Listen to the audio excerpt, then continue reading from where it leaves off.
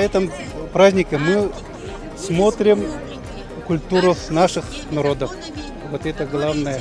Кто чем занимается, какие народы свою культуру держат. Да? Собрали здесь своих земляков Северно-Бутантайского улуса. Также здесь в отпуске являются наши коллеги, работники культуры. И собрались вот именно представлять наш улус. И наш улус в конкурсе «Северянка-2022» будет представлять Колесова Елена Романовна, наша землячка. Она ведет традиционный образ жизни именно эвенского народа.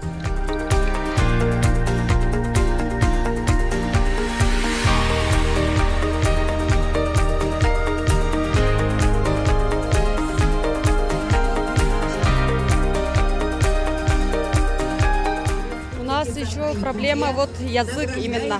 Мы теряем свой язык. Тем не менее, со 2 класса нас учат там в школе в Юрынхае на долганский язык, а в Якутии как бы сплоченно живут в наследии Юрынхая, долганы именно. А так, насчет условий жизни мы хорошо живем. У нас есть стадо, муп, там олени. А в нашем улусе оленей там 22 тысячи с лишним, там по статистике 2021 года. Хотела сказать, вот мы как бы сейчас, у нас есть якутская Арктика РО. Вот в этом году избрали председателя только Елену Голомареву. Как бы. Сейчас будем работать, там 13 улусов входят, вот именно северные.